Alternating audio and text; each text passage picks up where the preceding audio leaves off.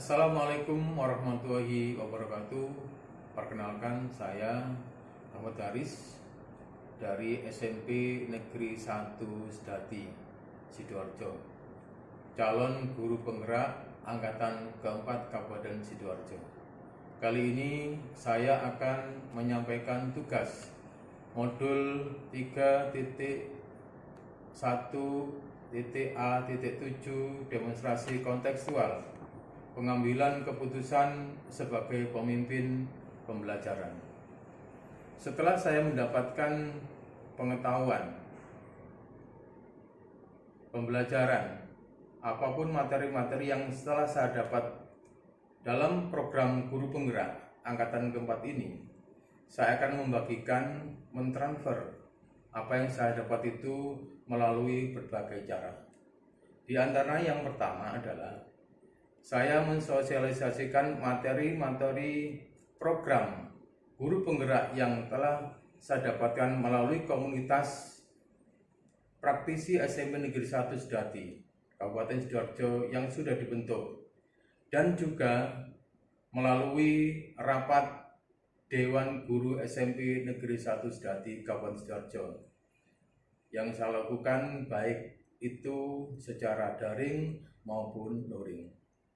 Yang kedua, saya mensosialisasikan kepada rekan guru lain dalam lingkup MGMPS, Musyawarah Guru Mata Pelajaran Sekolah, yang ada di sekolah saya SMP Negeri 1 Sedati Sidoarjo.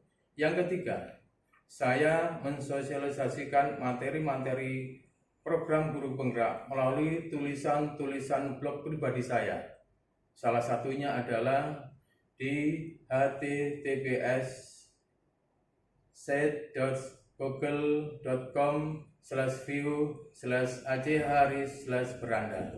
Yang keempat, saya mensosialisasikan materi-materi program guru penggerak melalui video yang saya upload di channel YouTube pribadi saya. Apa yang telah saya dapat di program guru penggerak di medsos, di antaranya di WA, Facebook, ataupun yang lain.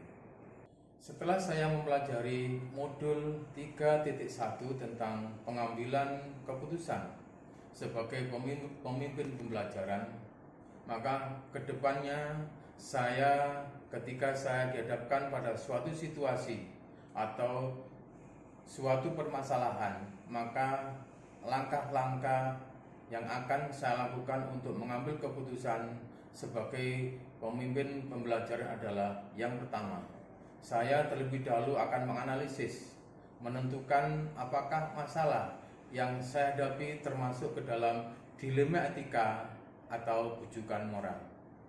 Yang kedua, menentukan paradigma apa yang ada pada permasalahan tersebut.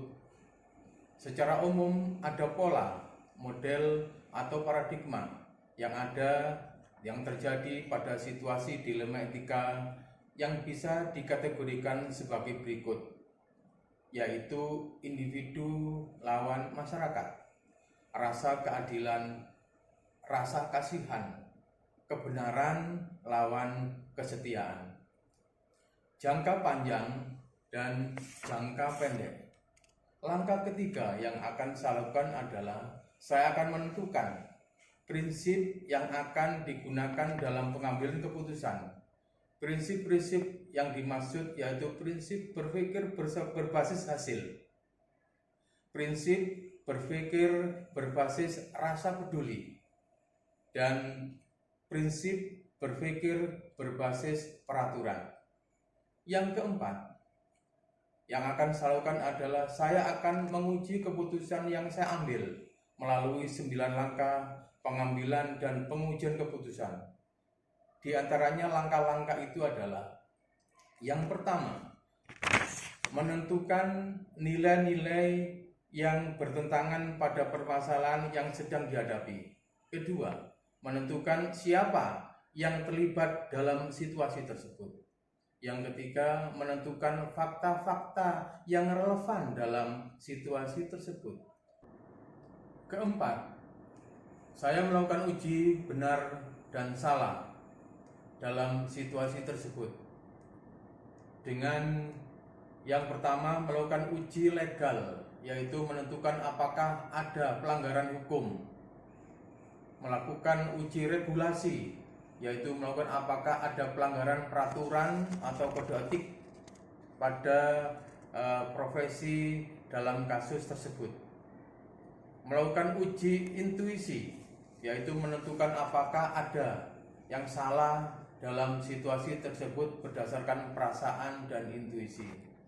Melakukan uji publikasi, yaitu menguji perasaan bila keputusan yang diambil dipublikasikan di halaman depan koran.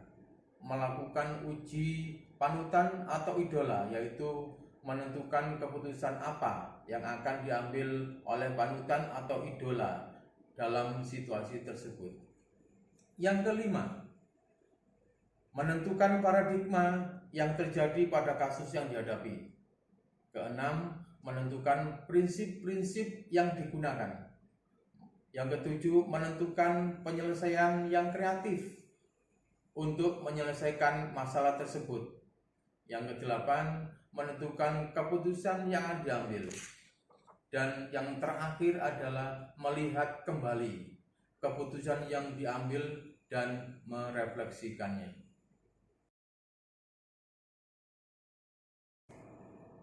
Penerapan pengambilan keputusan akan saya lakukan ketika saya menemukan studi kasus yang saya alami atau rekan guru lain yang sedang mengalami permasalahan dilema etika. Saya akan langsung membuat jadwal rencana pelaksanaan dengan penerapan 4 paradigma, 3 prinsip pengambilan keputusan, serta 9 langkah dalam pengujian keputusan. Hal ini saya lakukan karena sebagai langkah awal saya dalam kegiatan berlatih dalam pengambilan keputusan, agar kedepannya saya jika menjadi seorang pemimpin bisa mengambil keputusan dengan tepat tanpa ada keraguan yang berkaitan dengan dilema etika di lingkungan sekolah maupun masyarakat. Dalam pengambilan sebuah keputusan, tentunya kita membutuhkan pertimbangan orang lain, orang yang terdekat dengan kita, orang yang mengerti, faham permasalahan yang kita hadapi. Jika permasalahan kita yang kita hadapi di lingkungan sekolah, maka kita bisa melibatkan rekan kerja kita, kepala sekolah kita, komite di sekolah kita, wali murid, bahkan pengawas ada di sekolah kita. Kita perlu melakukan diskusi dan saling berbagi pengetahuan dan pengalaman dengan rekan kita, agar dalam pengambilan sebuah keputusan yang kita ambil tersebut tepat, efektif. Masukan-masukan dari rekan kita dalam sebuah diskusi membantu kita dalam menentukan sebuah keputusan. Semakin banyak masukan dari orang lain, orang yang di sekitar kita, maka keputusan yang kita ambil juga akan semakin efektif dan tepat. Demikian pemaparan saya terkait dengan kegiatan tugas modul 3.1a.7 tentang demonstrasi kontekstual pengambilan keputusan sebagai pemimpin pembelajaran yang saya tuangkan dalam sebuah blog pribadi saya. Masih banyak materi dan pengetahuan yang harus saya pelajari dari para ahli, serta mencari sumber referensi yang relevan agar dalam pengambilan sebuah keputusan memang benar-benar efektif dan tepat. Salam guru penggerak.